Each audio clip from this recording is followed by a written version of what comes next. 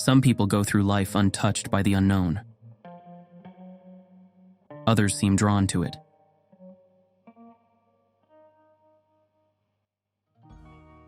Rut and Erik Andersson are the latter. Over the years, they witnessed things that don't fit neatly into any category. Some experiences they shared, others remained entirely their own. Ufologist Håkan Blomqvist had spent years documenting cases like theirs, not as isolated events, but as patterns, recurring, persistent, impossible to ignore. Through interviews, transcripts, and reconstructed accounts, he tried to pierce deeper into the question of what seemed impossible. Within this, the Anderssons' case stood out, not just for its strangeness, but for their unwavering certainty. Why do some people find themselves in contact with the unknown? Are they chosen or just paying attention? Rut and Erik's story doesn't offer easy answers. But one thing is clear, they never doubted what they saw.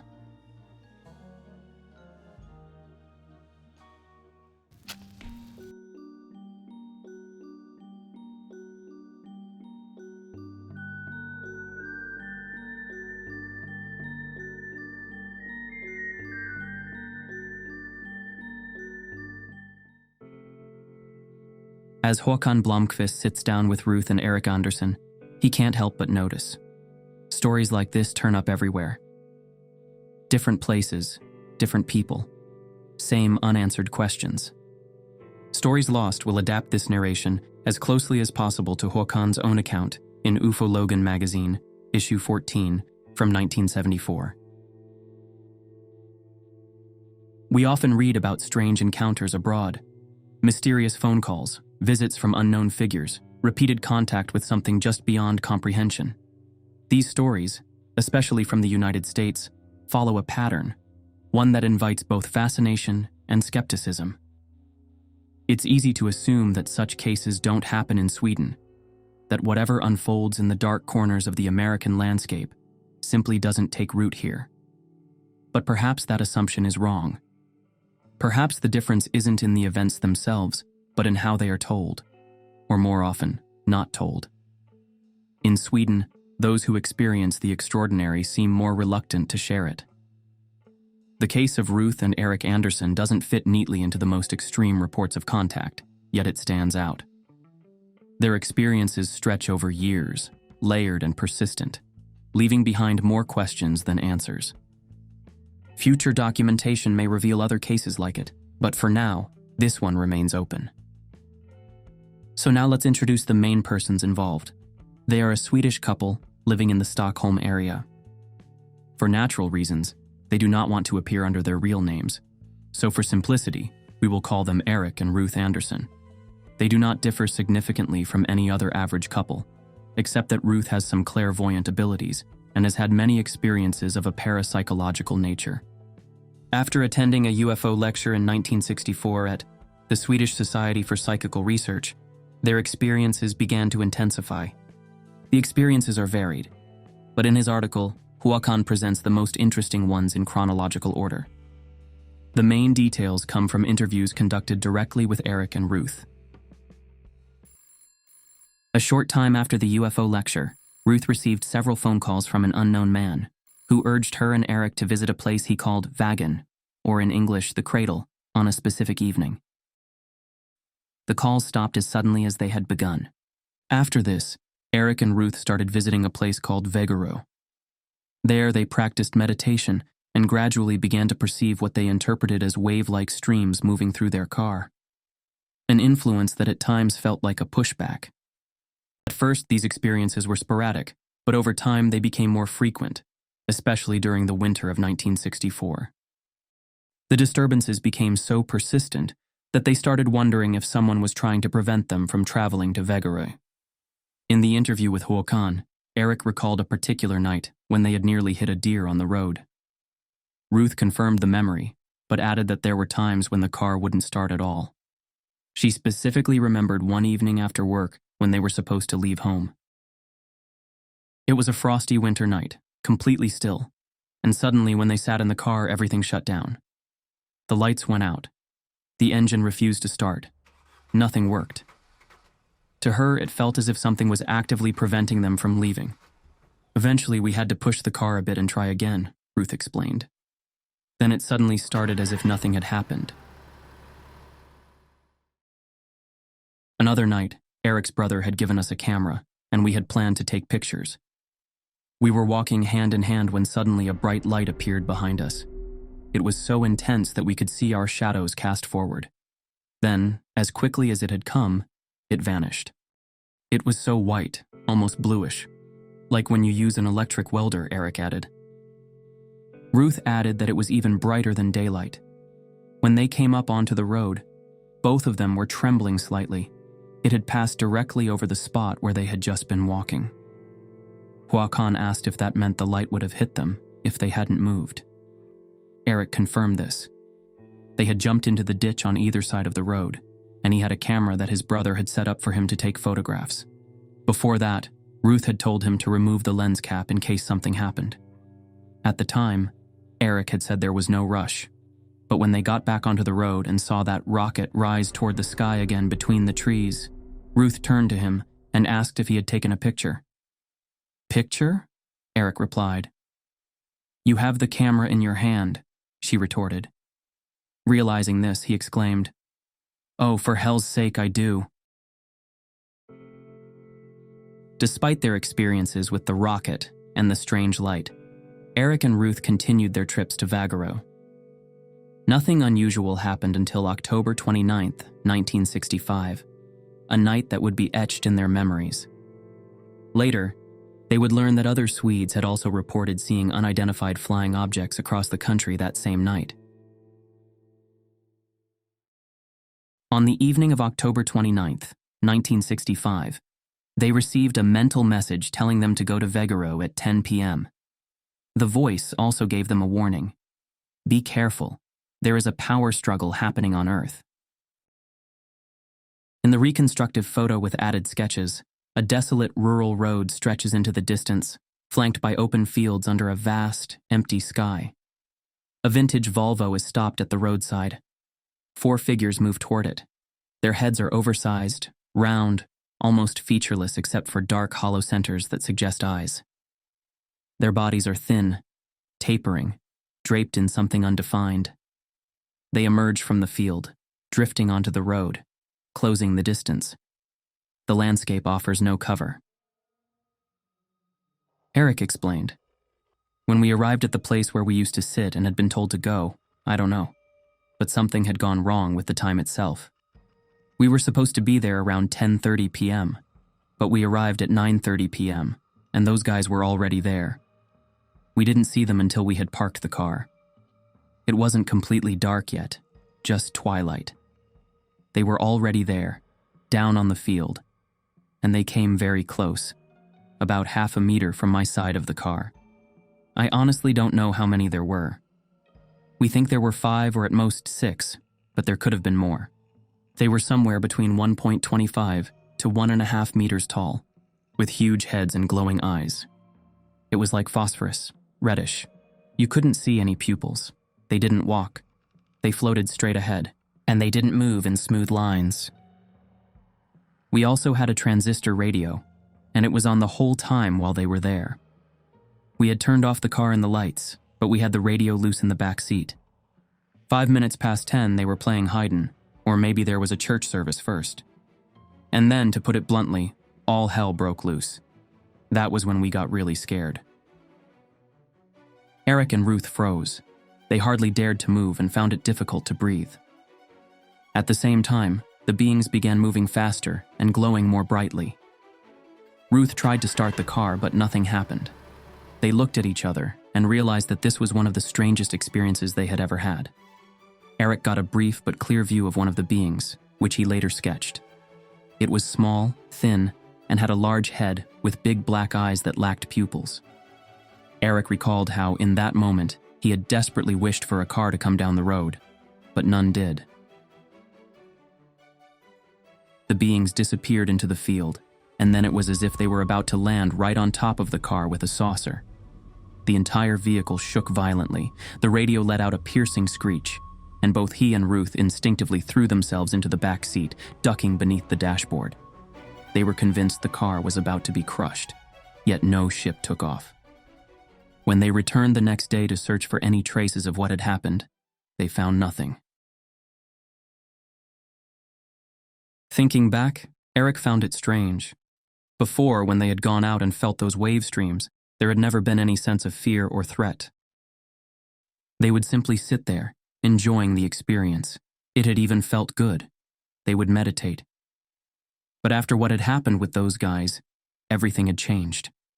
That night, they sat in the car with a different feeling entirely. The air felt heavy, and an unease crept in. They didn't dare step outside into the darkness, let alone stay too long in one place. Håkan asked how long the experience had lasted. Erik admitted it might have only been 5 minutes, but in the moment, it had felt much longer. Curious, Håkan asked if they had been able to make out any eyes or fingers on the beings. Erik hesitated. Imagine yourself sitting in dim light, looking out through a window. Would you really be paying attention and noticing what kind of ears they had, or how many fingers they had, and so on when you're terrified? You simply wouldn't. You would have to be extremely cold-blooded, and I wasn't. But they had arms. Of that I am certain, he stressed. Håkan, who was curious about the details, asked if the beings had ever communicated with each other. Erik thought for a moment before shaking his head. As far as he could tell, they hadn't. They didn't move as a coordinated group, but rather seemed to act independently, each one focused on its own movements. After the shock, they waited a while before starting the car and driving away. They didn't dare leave straight for home. Despite this, they both agree that too much time had passed. They didn't get home until around 4 in the morning. They were sure they couldn't have been out driving that long. A hypnosis session could have recovered what happened during the possibly lost time, but due to how frightening the event was, they did not want to relive it, not even under hypnosis. That same evening, multiple observations were made across Sweden. A luminous object was seen passing over almost the entire country, and numerous reports flooded into the newspapers.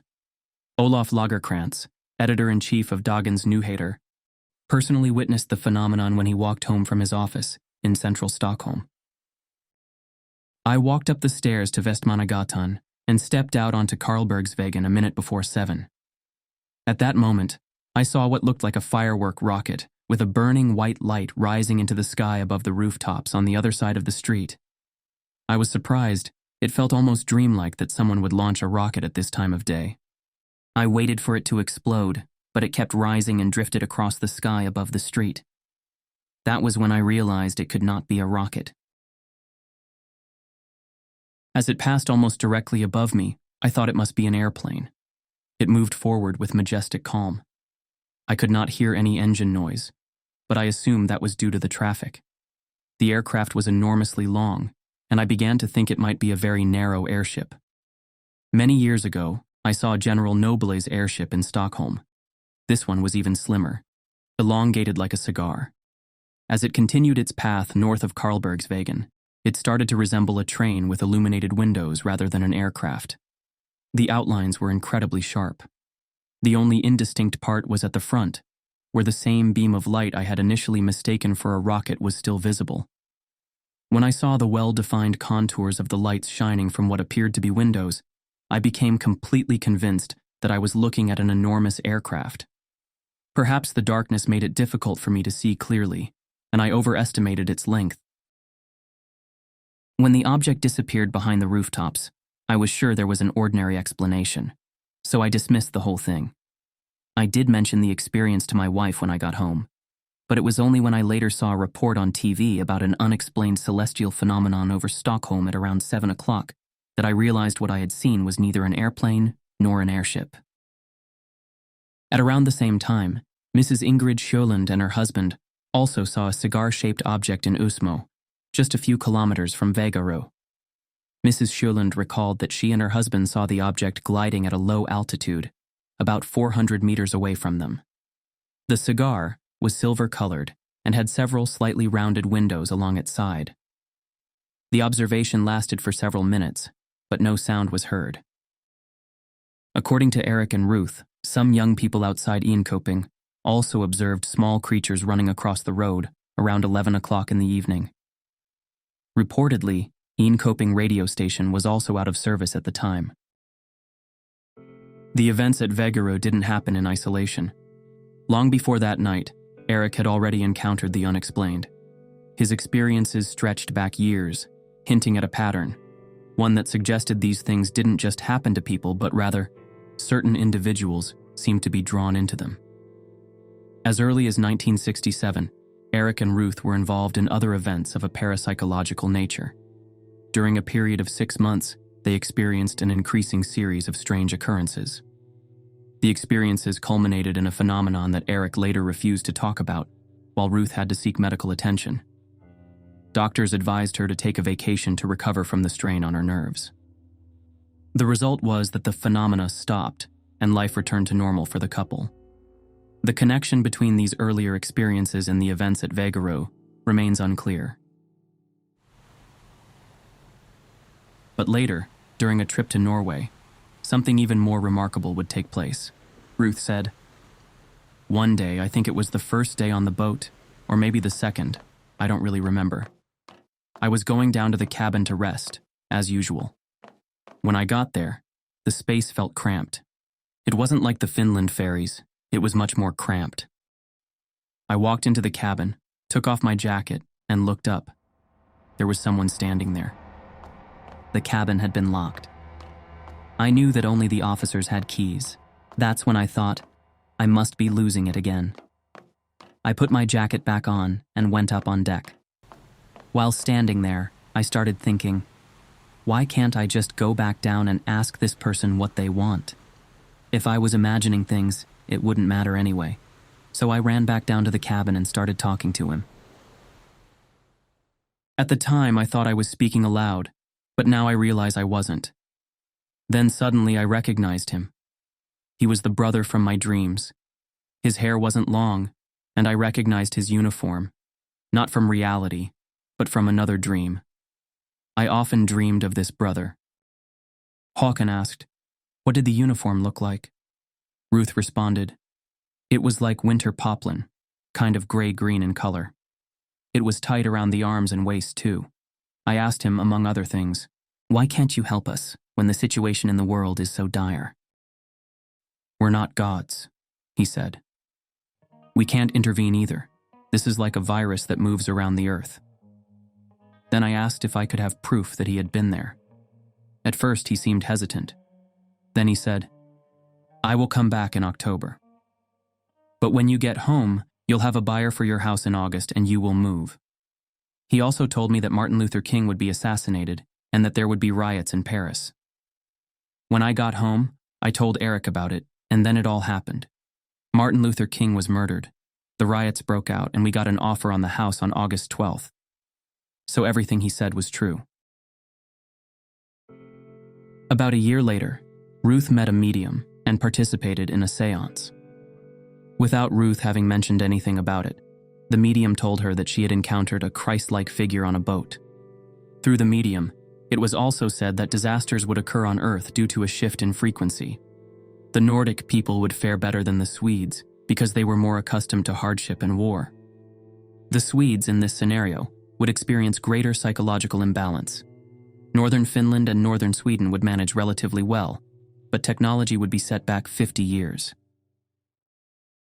Then, in the summer of 1969, Ruth and Erik opened their apartment to tourists visiting Sweden to experience everyday life in a typical Swedish home.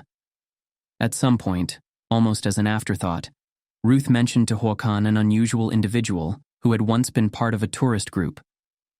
One day, a bus full of tourists arrived, and they wandered around as usual. The guide was with them, and I stood in the hallway to stay out of the way while my daughter spoke with a couple from America. Then I heard people coming up the stairs, so I went to open the door. As I opened it, my eyes were immediately drawn to a person, a woman, perhaps in her 30s. She had long brown hair, naturally curly, very beautiful and thick. She wasn't wearing makeup, but I had never seen anyone more beautiful.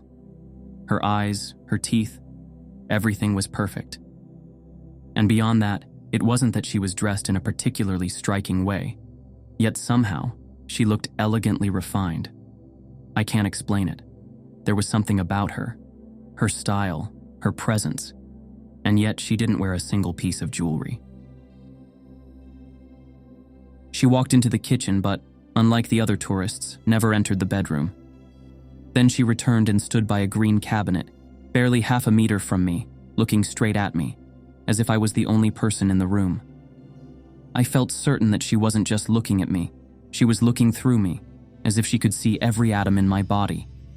I stared back. She had these remarkable brown eyes, and then, as I kept looking, I thought, "You're not from this world, are you?"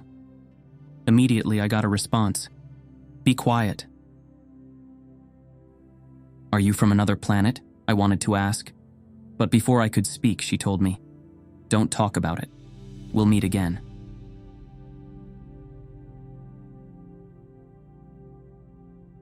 We communicated this way the entire time, and then I thought, has my daughter noticed this? Because she always thinks in such strictly earthly terms. After the tourists left, my daughter turned to me and said, "Mom, do you think it's possible that there are people from other planets?" I hesitated. "What do you mean?" I asked, playing dumb. "You didn't see it? That woman, she looked through every atom of my body," my daughter insisted. "But didn't you notice? Her appearance? It was as if she wasn't from this world." I thought to myself, now you're the one acting muddle-headed, not me. "I don't know," I told her. "You're the one who doesn't believe in these things, aren't you?" Some time passed, and on January 22nd, Ruth and her sister experienced yet another phenomenon. They were on Lidingö, just outside Stockholm, driving home from a lecture. As they passed through a fairly remote area, they suddenly noticed a light out on the golf course. It was around 8:30 p.m., and at that time of year, no one was usually out there. Shortly after, they noticed movement among some smaller trees on the left side of the road. Due to the darkness, they couldn't make out any details, but they perceived several people with oval-shaped contours. They were tall, about 2 meters, and very thin, almost resembling poles. Ruth's sister wanted to stop and investigate, but Ruth felt that something wasn't right. They decided to keep driving. A few hundred meters down the road, they saw a glowing object pass low over the road. About a kilometer later, they spotted another similar object. When they got home and told Erik about what had happened, he revealed that he had also seen a glowing object through the window while he was on the phone.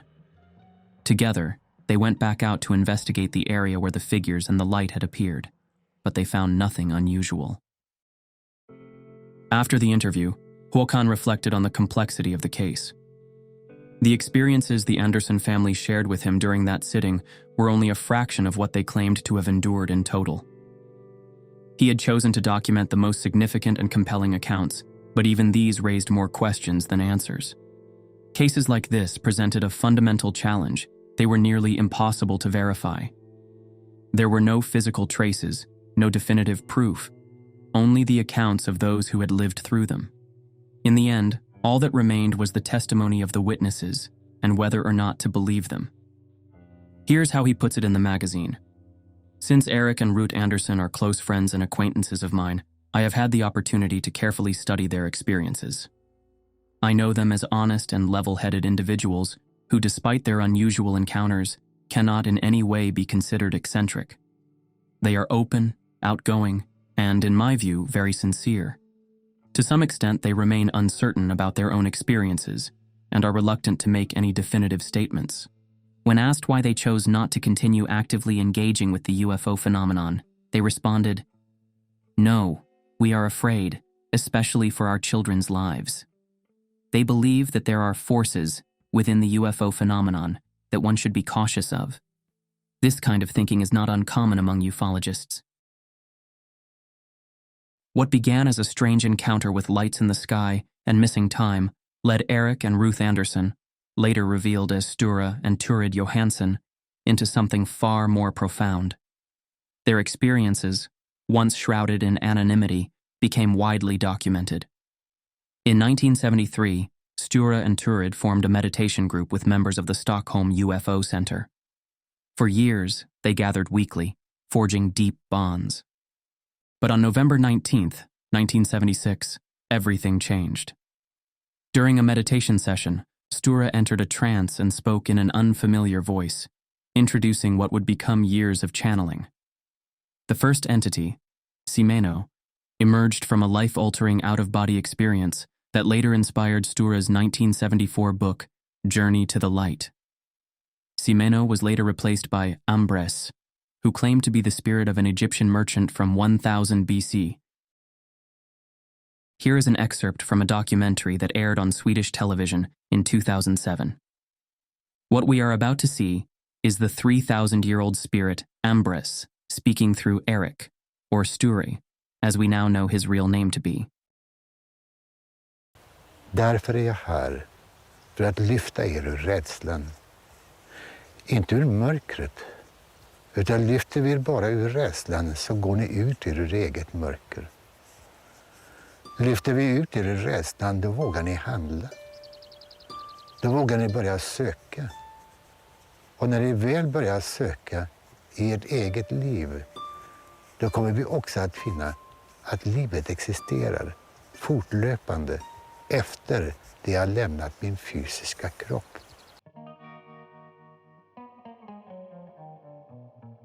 What began as a UFO sighting had transformed into a journey through altered states of consciousness, past lives, and messages from beyond. As for Håkan Blomqvist, at the time he did what any serious investigator would. He listened. He documented. Maybe he was too close to be truly objective. Or maybe he was in a unique position to see what others overlooked. Maybe it was real. Maybe it wasn't. All we know is that Sture and Turid, or Erik and Ruth, never doubted what they saw. Now we extend the question to our viewers. Which of their many experiences do you find the most unsettling, compelling, or hardest to accept?